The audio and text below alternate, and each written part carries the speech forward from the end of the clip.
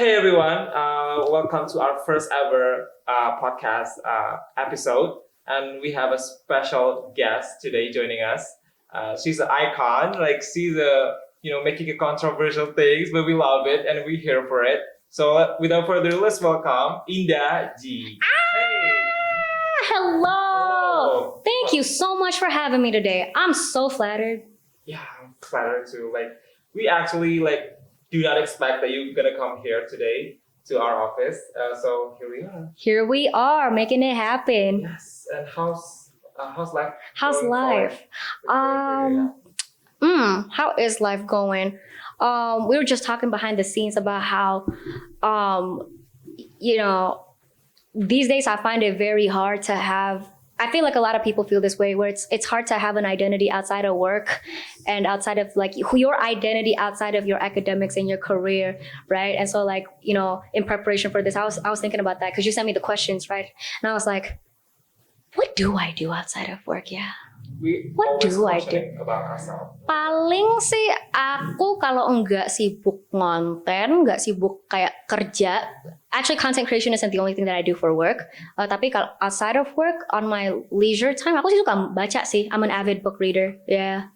So you're doing that? Kamu baca buku di luar senjangan kerja atau kerjanya sehari-hari apa gitu sebagai Indah G? Kerja sehari-hari sebagai Indah G, lots of editing. I do have a team of editors, tapi aku juga walaupun punya team of editors, they do their work, but I have to review what they do, right? And then sometimes I clean up a little bit here and there, kayak aku mau bagian this 0.5 second bit here removed kayak gitu. So I do a lot of editing. So it's a lot of Adobe Premiere Pro, dan juga content ideationnya juga kan, kayak topik apa yang mau dibahas, kayak brainstorming kayak guest siapa kayak gitu. I engage a lot with my followers. So kalian itu mau bawanya siapa kayak gitu. Belakangan ini yang paling di request itu mau tebak siapa? Do you wanna guess who? You would not expect. Who? Guru Gembul. Out of everybody, aku tuh paling sering dapat request, Kak, undang si Guru Gembul dong. Sampai kayak, okay, I'll think of something. It's in the works. You'll see. Jadi, thinking of content ideas, terus aku kan juga di samping lagi kayak mau bikin bisnis ya. I'm starting something in the cosmetics industry. Lashes and nails, nothing special. It's nothing special. It's lashes and nails. She's a businesswoman. She's also plugging her business here. Okay. She's a hustler. So y'all like lashes and y'all like press on nails. Y'all know who to go to. Period. So itu aja sih. Berapa lama itu mulai bisnisnya kosmetiknya itu? Ini aja sebenarnya baru kayak kemarin-kemarin tuh anggapnya kayak soft launch gitu ya, not even a proper launch yet, because I'm still trying to when it comes to my startup, it's called Licensed Baddie, by the way. LB, what singkatnya aja. When it comes to LB, I'm still trying to figure it out. Honestly, I don't know what the fuck I'm doing, I don't know what the fuck I'm doing. I'm just raw dogging it. Yeah. Sometimes we need to do action and then do the thing without kebanyakan thinking, kebanyakan mikir. It's kebanyakan nggak terlalu terproses kan apa yang kita pikirkan itu. Jadi action tuh perlu banget sih. Yeah, no, and also one of the things that I've learned over my career. Aku mulai karir aku kapan ya? End of 2021, I would say, but not. I didn't actually start having a proper career until maybe 2022. So it's the last 2 years of actually having a career and being a career woman. The one thing that I've learned that most people don't know what the fuck they're doing. They're just raw dogging it. They're just pulling a Nike, right? Just do it. And you'll figure it out as you go. Yeah, and it's the same thing with the Indah G Show. A lot of people, I think the Indah G Show now is actually quite surprisingly popular. People do know udah punya nama kayak gitu, And now people are getting the good side of it, where it's we have proper equipment and cool spaces to film at, and actually big notable famous guests kayak gitu. Tapi awal-awalnya kayak bitch, I had no idea what the hell I was doing. I was just go with the flow. I just see where this goes, So when you mentioned Indah G Show, how do you come up with the idea? When you decided to I wanna make a podcast. This is maybe a career go-to. Is there a reasoning behind that? Why I decided to go into podcasting specifically. The long story short, I got my start I had my 15 seconds of fame from this one channel. I don't know if you remember or you're familiar with them. Namanya Jakarta Unsensor. Oh yes, we know. Iya, yes. Jadi Jakarta Unsensor kan dulu suka bikin video-video kan. Terus mereka tuh punya seri yang membahas apa sih bedanya anak-anak yang sekolah internasional di Jakarta versus kayak sekolah swasta, sekolah negeri kayak gitu. So they had like that series, and I was one of the two, along with my friend Bishka. Shout out to Bishka if you're seeing this. Me and my friend Bishka, we got on and we talked about our lives. I went to GIS, she went to Sinar Mas World Academy SWA kayak gitu, dan itu blow up banget, viral banget kayak gitu. And that's how people knew of me kayak gitu. Dan pas banget waktu itu kan aku sebenarnya balik ke Indonesia sementara. Awalnya kan pikir aku mau balik ke US, aku mau cari pekerjaan di situ, dan mau balik ke US kayak gitu. But it ended up not happening because COVID, and also I guess the problems I'm incompetent I guess for the workforce. Dan terus waktu aku balik ke US, I was doing my graduation and I was packing up my stuff, I was saying goodbye to friends, and like all that type of stuff. And then banyak orang yang DM kayak gitu. Pas banget aku juga waktu itu lagi posting diri aku di TikTok, tapi bukan buat apa-apa, buat ngepromosiin bukunya aku, karena aku sebenarnya author, I'm a published author in the beginning. Bukunya apa tuh judulnya? Transient, The Bridge Between Worlds. Isinya tentang apa? Isinya, it's a non-fiction memoir of my life growing up as a third culture kid, going to like international schools, and like kind of that quintessential third culture kid dilemma of like, where is home, like what is your culture, and like not being like in touch with like your ethnic language or ethnic culture kayak gitu, moving to the United States, coming back here, reverse culture shock kayak gitu. Tapi aku juga interview over 100 international students from all over the world, including, this is the flex, including two very famous people. Number one, Ronnie Chung from Crazy Rich Asians and The Daily Show with Trevor Noah, the Chinese Malaysian one. And number two, US Senator of Illinois, Tammy Duckworth. Iya, keren kan? That's a very important figure, like. Right? Nah, see, I show off with that one anytime I get the chance.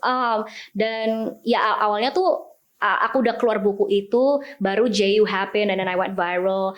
Pas banget aku lagi posting di TikTok kayak, hey, like I'm trying to promote my book kayak gitu. Tapi orang itu marah kayak, oh wait, I know you. You're from Jakarta Uncensored. Oh yeah, you that bitch. You talk really fast, right? And yeah, you cool. Can you make more content? Kayak gitu. Just like a lot of DMs coming in of people that are like, hey, like I think you have a very unique perspective, like living here in Indonesia. Well, not living here in Indonesia. Maksudnya tuh lebih orang bilang, I feel like you have a very unique take on things. Like you bring about a very fresh perspective that not a lot of people typically hear in like the public space.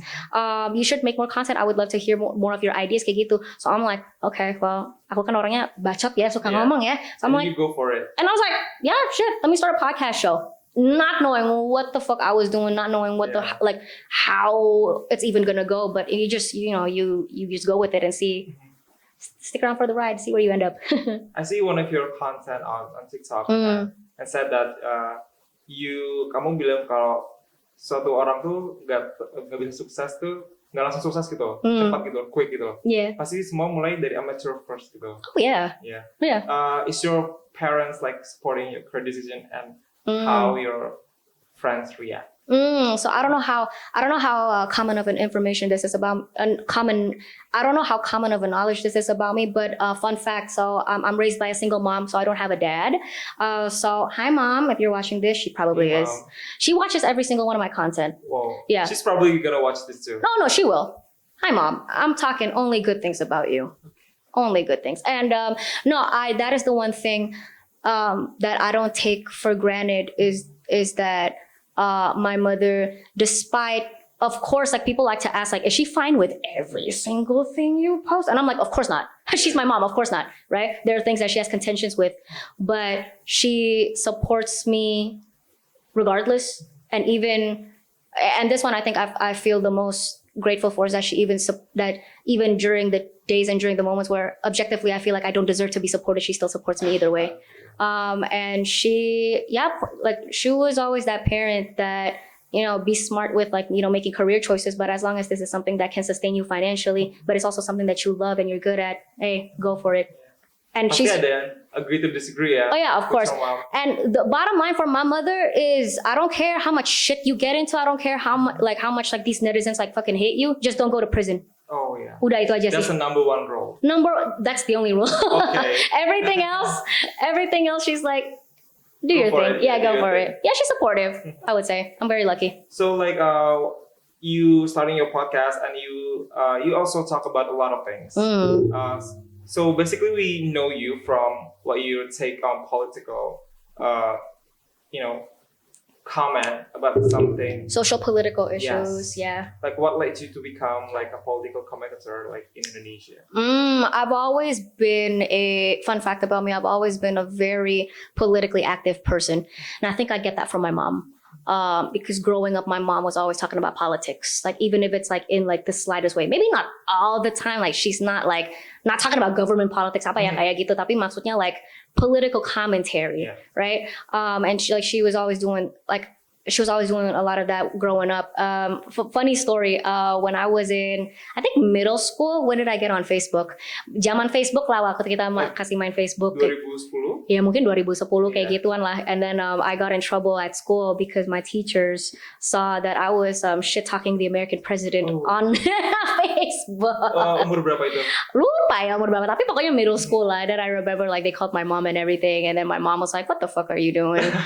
You're like 12. Yeah, you're like 12. Like shut up. Like you don't know anything about this, you know?" And like, okay, yeah, fair. Of course I was like 12. Like the fuck do I know about politics, right? But as in to say like that fire and like that passion for politics and like the awareness of how politics is everything. Politics is everything and everything is politics, and it's important, right?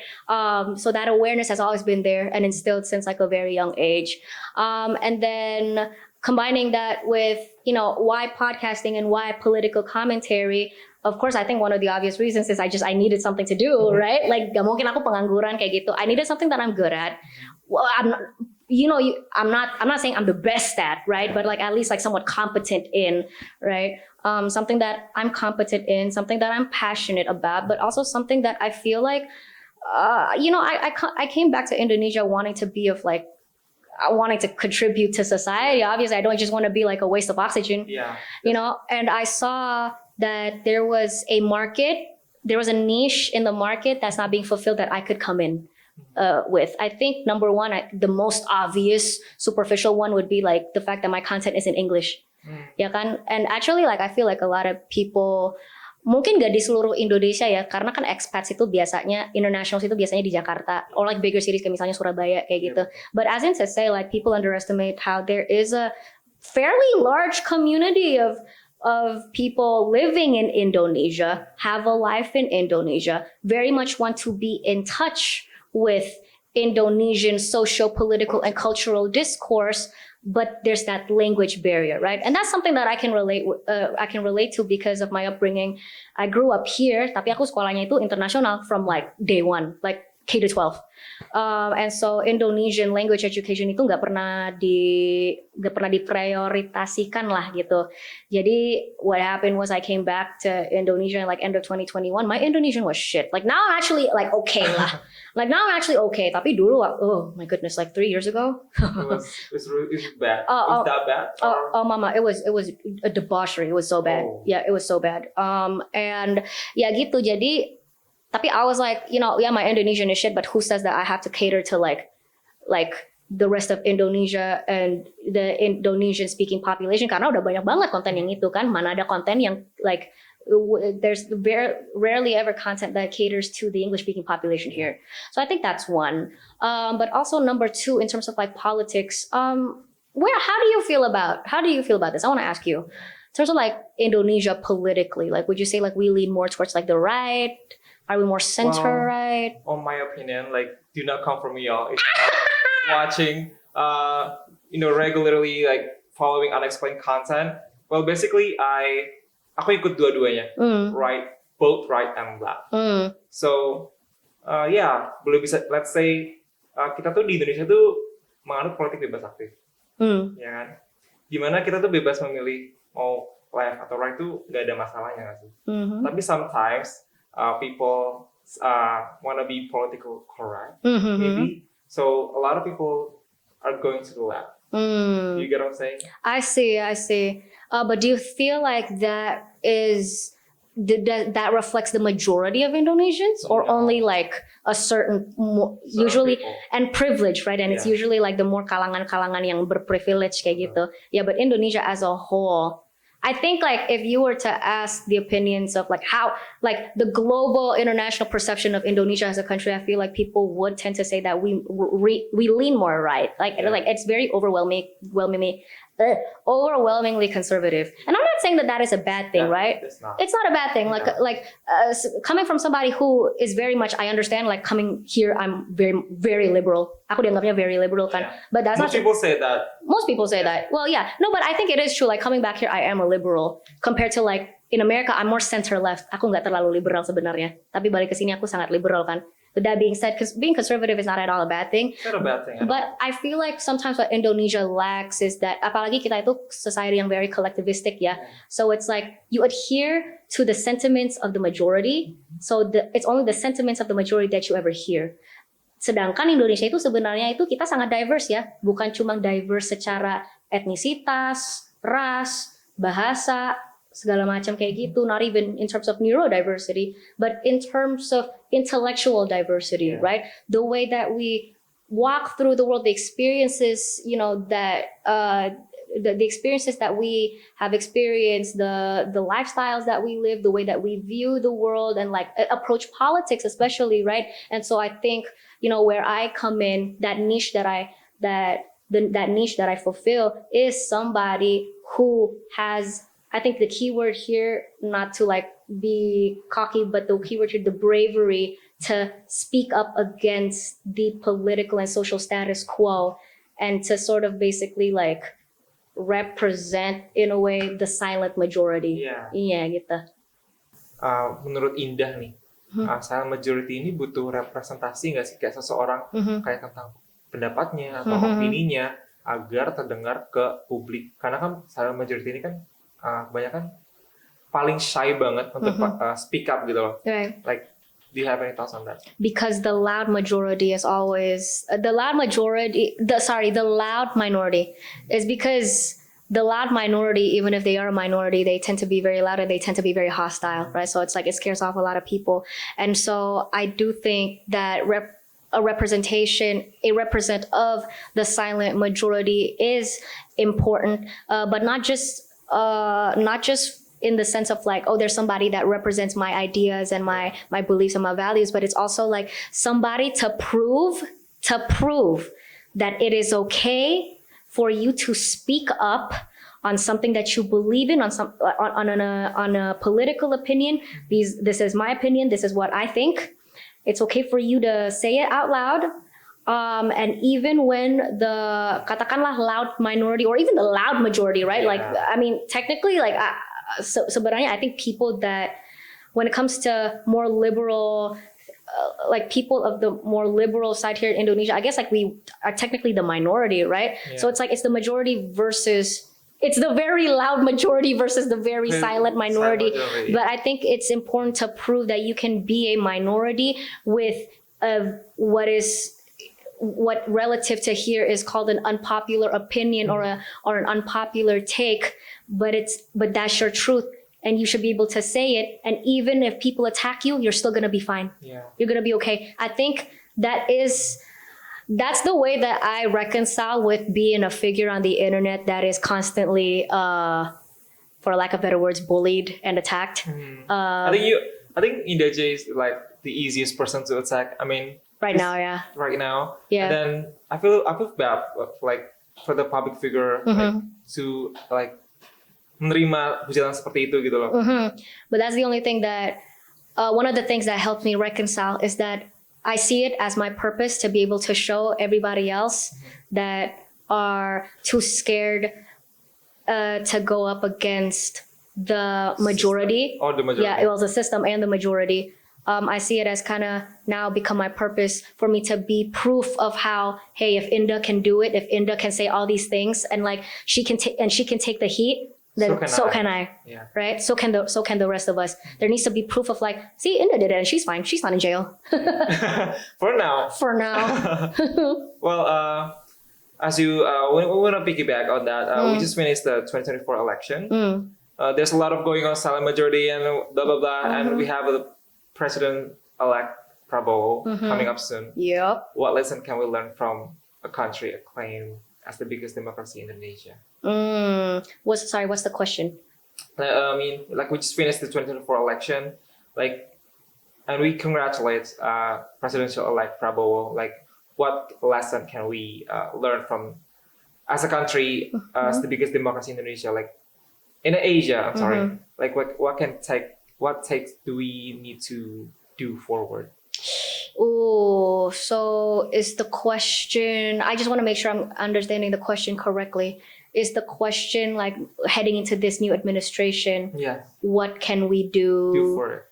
What can we do better? Yeah, the better. I think, whoa, that's a very heavy loaded question. Maybe start with actually upholding democratic principles. Respectfully, of course. Respectfully, that's just a suggestion. Pak Prabowo, if you're watching this, that Do you know him personally? Or? No. But funny enough,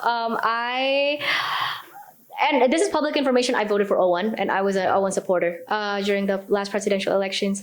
And I got invited to a networking event. I don't know if you saw that on Twitter. I saw it. That went social media. Was all over the fucking place. It was so funny. It was like literally right after one of the debates, and then I made a tweet that was kind of throwing shade at Prabowo. I'm not gonna lie, like respectfully, but I was throwing shade, right? And that shade tweet went very viral. Yeah. And then literally the next day, I got invited to this networking event through my friend. My friend was just like, oh yeah, it's a bunch of like Indonesians that went to study specifically in the United States. Like we're having a networking event, rich people networking event, right? So I was like, oh fuck yeah, let me go.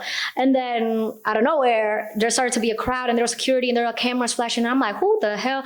And then I saw him walked in and I was like, oh. Is that your exact reaction? Yeah. I was like, oh. And the first thing I thought of was, I need to take a picture with this guy. Wow. Because I had a photo with Anis because I did Desak Anis, right? I was one of the... Sorry, I'm sick. I was one of the people that interviewed Anis, and so I have a selfie with Anis, and then I was like, okay, I want to collect selfies with presidential candidates like it's fucking Pokemon cards. So I got one with Prabowo. I was so sad that I couldn't get one with Ganjar. Okay. Daddy Ganjar. Maybe next time? Maybe next time. Daddy Ganjar, I'm kidding. So Indonesian politics got heated up recently after the 2024 election, like towards the end of Jokowi term also. Do you think it's going to continue an effect on Prabowo upcoming presidential run? Ooh. Especially when we go to talk about keberlanjutan. Oh, like how is Prabowo going to continue the legacy of the Jokowi administration? I mean, correct me if I'm wrong, bukannya emang si like isn't that the entire campaign of like O2 is that hey, we're the ones that are going to, if you like Jokowi and like what Jokowi has done, we're going to continue his shit. Yeah, emang iya kan? And but so far ya kita sih like right now it's July, like the new administration hasn't started yet, but so far there's still a lot of like backlash on the public so far. What is the backlash? Like, seperti kebocoran data itu admin 123 hashtag. Terus kemudian UKT naik mahal. There's a lot of going on. Is this gonna get me in trouble? No, go for it because we're gonna hear for it watching it. This isn't my original opinion. This is something that I've been told. People, I hear through the grapevine, of people saying that allegedly, Jokowi is about to end his term, his final term as president, right?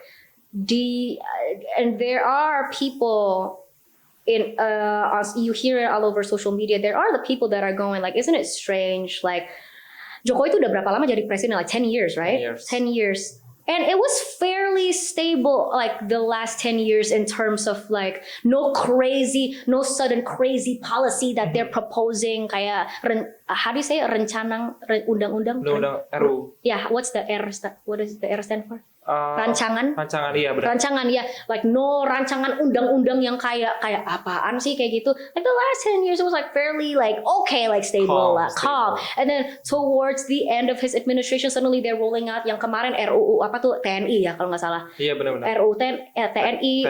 TNI itu juga termasuk Polri bukan atau ada RUU Polri. Berbeda kayaknya. Ada RUU TNI, ada RUU Polri, ada RUU penyiaran, ada terus yang UKT naik kemarin juga. And like a bunch like within the last like this trend of like all of these like respectfully crazy policies rolling out being proposed itu kayak mulanya juga I think within the last year ya kalau nggak salah. So but it's people not noticing it. No, I think people are actually noticing it. That's what people are saying through the grapevine, right? That's what people are like. Isn't it weird that suddenly like towards the end like you're rolling out all these like as if allegedly it's supposed to be a smoke screen for something more allegedly insidious happening in the back. As in to say all of these. It's a cover up. It's a distraction. Allegedly. That's what people are. That's an interesting take. That's what people are saying. That's what people are saying. Now, whether or not you agree with me and whether or not that's true, I'm just saying I'm just saying that is something that I've been hearing from a lot of people, and I feel like that is a valid evaluation. I think so. Yeah. As you mentioned before, do you agree if Indonesia applies like as we mentioned like UKT tadi itu? Do you agree if Indonesia applies certain debt regulation? Oh fuck no. Similar to those in the other nation like US. You're talking about student loans, right? Yeah. Oh fuck no, please. Oh my god, please. Take it from me. I used to live in the United States, okay? And I would say the vast majority of my American friends, like the American nationals that were my friends and my acquaintances and my cohorts, most of them, the vast majority are on student loans. And you have no fucking idea how to get out. How much they grapple with every single day. Pikirnya itu cuma how am I gonna pay off my debt? How am I gonna pay off my debt? When right now the economic conditions in the United States is such that prices, it's unstable and prices are skyrocketing faster than people are able to catch up with their salaries and their wages. You know what I'm saying? So like in America, student loans is one of the most financially crippling experiences of a lot of Americans. Kayak you don't understand how for the loan number. Coba somebody look up like how much in total is there for like student loans in America. Ada angkanya. Like it's in like the trillions of dollars, I think. Yeah. I think somebody look it up. It's like it's fucking insane. And most Americans are going to have to spend the rest of their lives way past retirement age. Retirement age kan tuh biasanya kayak 60 years old kayak gitu kan. They're going to have to probably, mohon maaf ya, tapi barangkali sampai mereka udah di peti matinya pun juga masih belum kebayar, masih belum lunas gitu, you know what I mean? Bener. And so, and Panji Pragiwaksono, like we were talking about this on my channel as well, of like how it's ridiculous that Indonesia is even thinking about proposing this. Do you not see what's going on in the United States? Yeah. It's crazy. And like I think this, you know, if we're talking about social politics here, I think this intersects a lot with the culture and what the government allows. This culture of pay later. Pay later kan? Kan dianjurkan juga. Iya, bahkan Menteri. Lah kemarin bukannya ada berita ya dari pemerintah like pay later, you can pay later your apa namanya? Your student mengajukan itu pinjol buat bayar biaya kuliah. Iya benar. Where do I even start with that? On how fucking, I'm so sorry, how fucking ridiculous. They openly like suggesting that. They are openly. Itu suggestion kan, so they're not. Correct me if I'm wrong. They're suggesting it, but it hasn't been, belum diimplementkan maksudnya. Belum. Oh my god, please jangan sampai ke situ. Udah. It's like a debt trap version. Ini udah keterlaluan banget. No, this culture of basically like not financial neglect, but tapi kalau ditarik ke belakang itu ini sebenarnya akarnya itu lack of financial management, and how the government even perpetuates that behavior by giving options like pakai pinjol atau pay later for like student loans apa kayak gitu. Banyak aplikasi juga like the option for pay later. And this is what me and Panji were saying. It's like, bro, if you don't got the cash to pay for it now, you can't pay for it later. You can't pay for it later. That's right. And so I don't understand, like, so in Indonesian culture, financial literacy is a very huge problem here in Indonesia. A lot of people, kalau aku nggak salah ada data kemarin di Indonesia yang punya kemampuan financial literacy itu cuma 40-something%. Kalau nggak salah, I could be wrong, but I'll try put it up like here on the screen. Jadi financial literacy itu udah rendah ya. Financial management skills, like we're not even taught that as a culture, right? Yeah. And so like a lot of Indonesians are financially struggling, kayak lingkaran setan that never ends, and the government is perpetuating that. It's insane. Yeah, it's freaking insane. It's insane. I'm so heated right now. I'm so sorry. Okay. I gotta calm down. Okay, so talking about pinjol, you mentioned in one of your podcasts with Panji that there are a lot of powerful people behind it. Allegedly, of How course. do you prove that to be true? I said allegedly. Allegedly, okay. I said allegedly. I mean, me and Panji, we don't know anything. So it's just like assumption, or just like making a theory or something? That's what, you know what, I'll speak on me and Panji's behalf here. That's what we hear through the grapevine. So it's alleged. Okay, alleged. It's But alleged. looking at the recent like tragedy and news, ada journalists that get killed because he's covering about I think pinjol. I don't think it's pinjol. I think it's judi online ya. Okay, it's not related. Okay, moving on. Tapi bener. Yeah. Dibunuh. There's a journalist, one journalist, the whole family got killed Di Indonesia kan? di Indonesia. Udah terbukti. Because I don't think it's not proving by Masih investigasi, hukum, ya? masih investigasi. But before he died, he was like covering up about these judol. Kok judol? Bener ya? Judi online. Nah itu akhirnya terbunuh juga. Pasti judol. Terbakar. Iya. Yeah. Pasti judol because Say it, girl. Say it with your chest. allegedly. Allegedly. Pasti judol karena allegedly what people are saying is that that's what Panji was also saying, right? Allegedly, not confirmed. Remember that? There are a lot of powerful people, even those within law enforcement, that they profit off of these judi online gambling services. I mean, vulnerable people too. On these vulnerable people. Oh, exactly. Yeah, no, they don't give, allegedly, they don't give a fuck about the vulnerable lives that they're exploiting. Like they're profiting, they're capitalizing off of their desperateness, right? And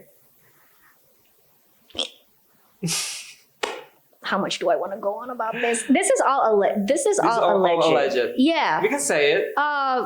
Allegedly. Don't you just, I feel like, gini deh. People online say this, and I think this is a very valid point. Indonesia is not, walaupun ada beberapa orang yang mungkin mereka bikin argumennya infrastruktur Indonesia, the infrastructure that we have in order, like for law enforcement, tenaga kerja dalam law enforcement misalnya itu berkurang atau apa kayak gitu. Like I forgot what Rahayu Saraswati said on my channel, but as in to say like, you know, you could make the argument that law enforcement in Indonesia itu tenaganya kurang, apanya kurang, kayak apa kayak gitu. Tapi kalau isu-isu yang kayak misalnya hari ini aku baru baca ada selebgram ternyata dia itu prostitute. Hal-hal sekecil kayak gitu aja itu aparat penegak hukum itu cepat banget geraknya.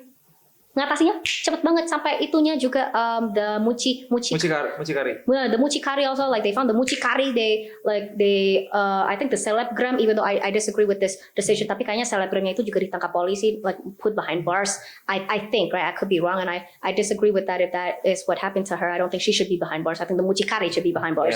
Ya kan? But that being said, the point I'm trying to make here is hal-hal kayak gitu cepet banget. I think the fame also berperan atas polisi. Oh, tapi you want to talk about fame? This, our judi online crisis is the most famous crisis that we are dealing with right now. Every single day you open the news and it's like something about pinjol, something about judi online, and how it's devastating lives. Ini kalian pasti tahu karena kalian unexplained. Yeah. Banyak kasus pembunuhan diri. Karena judul. Ya kan tahu kan pasti. Tahu. Ya. Nah itu aparat penegak hukum. My question is, and this is a genuine question, if this were true, right? Like, what's stopping them? What's stopping all these powerful people in Indonesian governance and aparat penegak hukum from being able to mengatasi masalah judi online ini, krisis ini yang udah secara terbukti itu udah merugikan banyak sekali nyawa ya. Hasil rugi, angka keuangannya aja like of how much like it's udah merugikan negara itu juga udah terbukti. Yeah, what's stopping you? Unless allegedly these are the same people that are running behind it, that are profiting off of it. Well, moving on. There are many reports and studies stating that Indonesian education is still lagging and is even considered the second most dishonest country in the term of education. Like, what do you think are the reasons for this? Oh gosh, in some ways I could approach this in two ways. It's either part of me thinks that I am unequipped to answer this question because I don't have experience in the local Indonesian education system. Your opinion, maybe? But the reverse of that, it's because I didn't go to the Indonesian education. I wasn't enrolled in the local Indonesian education system. That because of that, I bring in a perspective of what the alternative could be, right? Because I do hear a lot from my friends that are homegrown Indonesians that went to the Indonesian education system. And actually, I posted that on my story yang kejujuran, right? Yeah. Can you say that again? The headline? It's like Indonesia the most dishonest country in terms of education. Yeah. We're the most dishonest country in terms of education. Students, maksudnya itu students will lie about their education. Misalnya, what's that word? I just learned it from my friend Abigail. Joki, ya. Joki, mungkin pekerjaan orang lain gitu. Iya, mungkin juga misalnya contoh lain, menyontek. Kayak gitu. But I posted that on my story and like I had a follower and this person made a very good point. They replied back to my story. They said, ya gimana murid-muridnya itu nggak dishonest kalau gurunya aja itu juga gurunya itu yang memberikan example-nya itu. It starts with the teacher, right? These students are following somebody. That don't come out of nowhere, right? Jadi juga dari guru-gurunya nih, misalnya like what my followers said, and I don't know if this is true. I think did you go to the Indonesian system here? Yes, local system. So you should be able to tell me. Kalau kata follower aku tuh hal-hal seperti nilai-nilai murid itu juga dimanipulate oleh. Iya. Well, what does that mean? Well, kebanyakan di sistem sekolah lokal di Indonesia itu kebanyakan tuh there's also playing a favoritism. There's some people that behave good on their classes, on their regular school. They probably got a good grade, but some people who are against gue nggak mau ngikutin peraturan sekolah kayak gini-gini, nakal lah seenggaknya, itu probably getting a bad grade. I see. That also gonna impact maybe. I feel like the other thing, and this is where I can come in with my own perspective as somebody who's not from the Indonesian education system. It's the culture of the Indonesian education system that I think needs to, in my opinion, be, what's the word I'm looking for? Now I'm the one blanking out.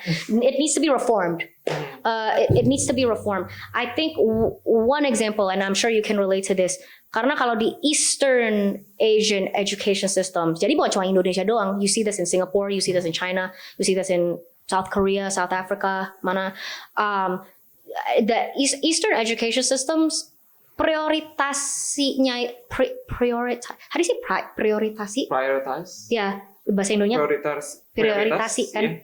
Prioritasnya itu nilai. Like it don't matter how you get there as long as you get there, right? Padahal how you get there does matter, right? It does matter. And so there's no when the structure when the education system is set such that you are rewarded based on results, it gives no incentive for you to have integrity on the ways that you are able to achieve that result. So I think it starts. I think it starts from there. Students, I'm trying to put myself in the shoes of like Indonesian national students here. Of like nilai harus bagus, pukul mati gimana pun caranya harus bagus. If I have to cheat my way, if I have to pay somebody, that's what I'll do. Otherwise, I'm going to suffer consequences. Terus apa lagi? Mungkin this one I don't know. I have no experience. Mungkin are they escaping social ostracization? Di mana kalau mereka itu nilainya nggak bagus, mereka dibully misalnya. Apakah itu lazim? Kalau dibully ya di Indonesia sistem, probably not. Nggak, kalau dibully biasanya di Indonesia itu bukan mengenai nilai ya. Nilai ya. Iya. You're probably bullying like something hal sepele gitu loh. Actually sebenarnya the opposite. Have you guys seen the video of this one student in like some public school in Indonesia, and he was actively participating in class, terus ada cewek bikin TikTok kayak gitu, kayak si paling apalah kayak gitu, like basically like calling him a teacher's pet, sok pinter, sok tahu apa kayak gitu, because he's actively participating in class. Like there's also none of that incentive.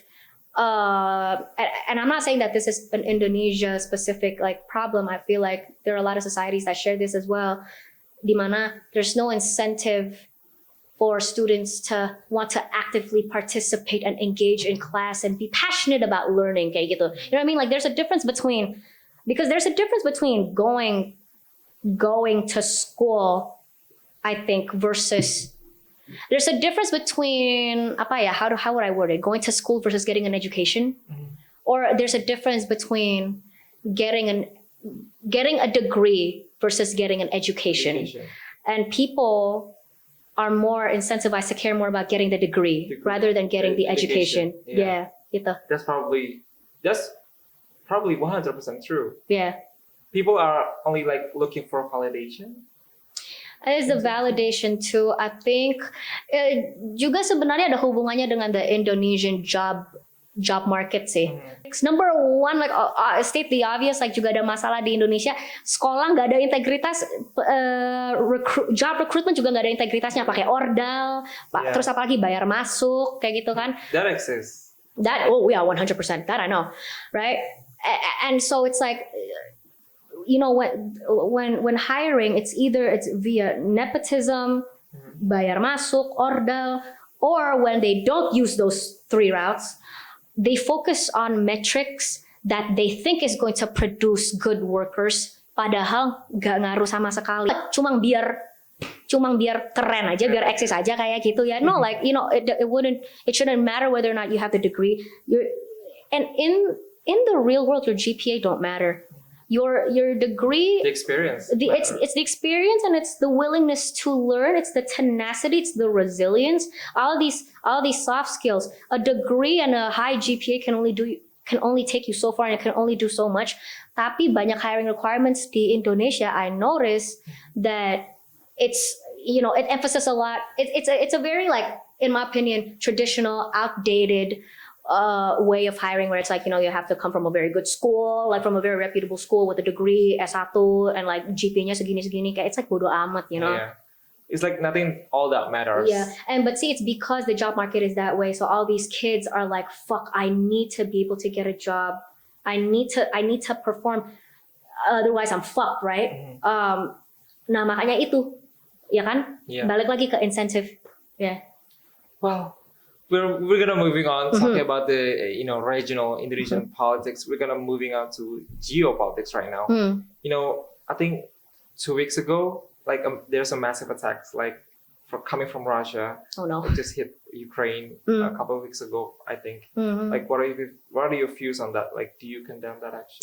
Russia and Ukraine. Do you condemn that action? I condemn. No, and this one, I'm surprised at how controversial of an opinion this is. I condemn any and all acts of wartime violence that Against humanity. Yes, war crimes against humanity, regardless of what background they come from, what nation they represent. I condemn all of it, right? Very controversial, surprisingly. Baru kemarin, obviously the whole world knows this. Donald Trump got shot. Yeah. In the ear. In the ear. Apparently, they were aiming for the. If he had not turned his head like at the right moment, he'd be dead. They were like pierced right through his brain. It's crazy. But there was an attempted assassination attack on presidential candidate Donald Trump. Bahkan kemarin aku nge-tweet kayak a lot of people online, they were cheering that on and saying stuff like, damn it, why did the shooter miss kayak gitu, like, oh, you were so close kayak gitu, like basically like not making that coming probably from liberals. Oh, definitely. Who hated him so much. Definitely. Because of his belief. And see, like this is coming from a liberal. Like, shit, I'm a liberal, but like not like that. You know what I mean? Like that I very much I condemn, and I put out a tweet and I said like, you know, ini tuh bukan. What did I tweet? I said ini bukan perilaku yang pantas ditiru. Yeah. Do not pedestalize this type of behavior and this type of attitude. You know, you can disagree and you can dislike a politician for their political views, fine, but that does not justify somebody killing them. You know what I'm saying? So I tweeted that. You'd be surprised at how many people, aku digoreng mati-matian, aku dihujat mati-matian sama orang di Twitter ngomong kayak gituan. Like people were throwing me shade. They were like, girl, shut the fuck up kayak gitu. Like the gif with like the girl getting thrown eggs kayak gitu. And I'm like, masa kayak ginian tuh orang tuh marah like kayak, I don't know, yeah, like maybe I'm out of touch with reality, maybe I'm stupid, maybe I'm the problem, but I think, you know, this is very inhumane. Yeah. I think that's very inhumane. So when we talk about violence, I think that's the thing, like when it comes to like, especially being on social media and how polarized social media is, like it very much, it takes out the humanity aspect of a lot of human conflicts, right? Of like, oh, if it's a Russian life, if it's a Russian life that gets killed, oh yeah, fuck them because fuck Russia, kayak gitu. And like this inability, and this is definitely true with Israel-Palestine, because I know you're going to be bringing it up. We're going to save it. This question. Yeah, but it works the same way with Israel-Palestine. It works the same way with Russia-Ukraine, where suddenly it's like people can't tell the difference between their government versus the people. Mm-hmm. There's a very stark difference, but I feel like, I don't know what's happening. People are starting to lose sense of that discrepancy. But do you agree? I agree with what you're saying, but I actually agree if people not condemn, not glorifying the action of killing someone, but it's not applies to everyone. It is not applied to certain leaders, especially in the U.S. In the U.S., do you like? If we talk about the U.S. politics, Trump he actually not really into war. People, there are so many people are saying that he just making a war in economics between, on China. And then he's not really into that, war, killing people. But do you agree if there's some people glorifying if killing people who are coming from the liberal, I'm gonna mention name like Obama, who's while he's in the semasa jabatannya dia itu killing people in the Middle East. Like every minute, he's sending bombs. Yeah, like to the civilians people. I think it was like every 10 minutes, like somewhere in the Middle East, Obama drops a bomb, and like it takes the lives of innocent civilians. So that's the thing. Pas banget aku ngomong ini sama si Adrian Okabe on my show. How Adrian was saying, Obama, people are like, Obama's one of those presidents that on social media, especially a lot of people venerate him, like first black president and liberal Democrat, apa kayak gitu. And I'm not saying Obama, this is, the importance of when we talk about politicians, like politicians are not all good, all bad. Like there are the good and the bad depending on which context we're talking about specifically. There are a lot of areas where Obama did a lot of good for the American economy, for the American people, and subsequently the entire world. But there's also other areas he is, I think technically, could you call Obama a war criminal? Bisa dikatakan gak sih? Yeah. Sebenarnya I can agree on that. Iya kan, like war criminal kayak gitu. Nah, balik. But it also applies to Joe Biden. Oh, of course. Oh ya, Joe Biden, Obama, siapa lagi war criminal? Yang gampang lah, Benjamin Netanyahu from Israel. Siapa lagi? Putin, Vladimir Putin, banyak. Tapi ya juga keep it real. Indonesia is also not exempt from war criminals and crimes against humanity, right? So I mean, if we look at history, if we look at history, you can look it up. Yeah, we're not gonna mention it today, but you can look it up. Yeah, Google's free. Yeah, and but back again to your question, kan pertanyaannya itu apakah itu kan ini ngomong kasarnya. Yeah. Ngomong kasarnya tuh politisi-politisi ini mereka itu udah terbukti mereka itu secara objektif itu war criminals. Yeah. Nah, apakah mereka berhak mendapatkan treatment? See, this is like morals and ethics like coming into play. Kalau gini, I feel like let's just Benjamin Netanyahu as an example, because I talked about this with one of my girlfriends. How if one day Benjamin Netanyahu got shot dead,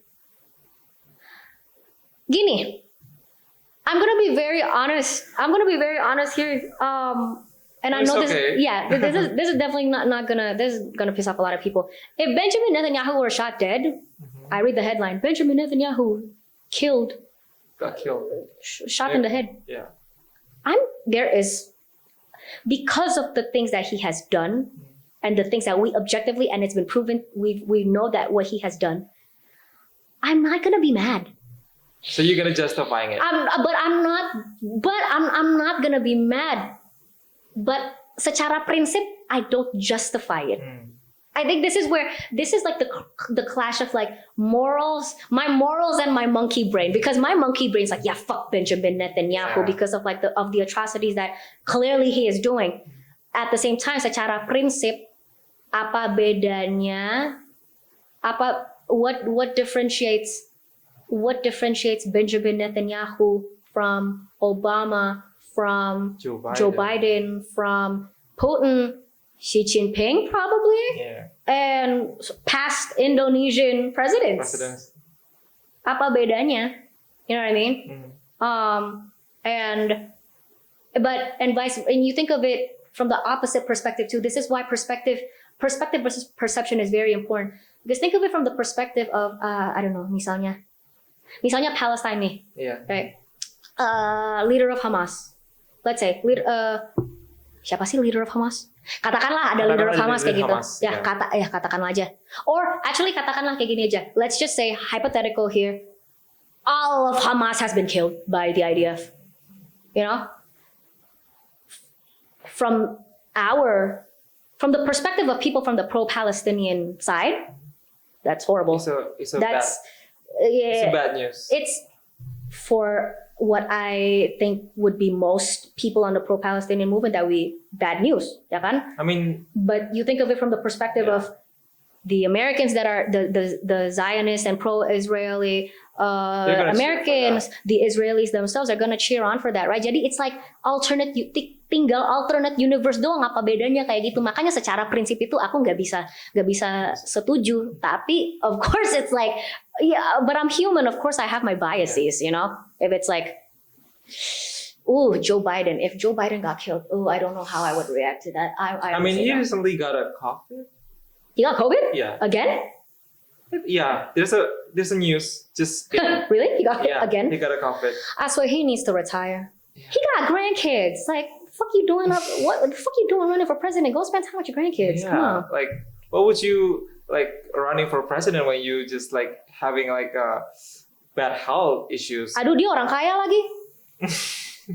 Coba gue sekaya itu. You and I hear from me. Ngapain lu gue bikin konten kayak gitu, you know what I mean? Like, I'd disappear. I'd buy a fucking island in the middle of like some bumfuck Indonesia. Like somewhere in the middle of the Indonesian Ocean.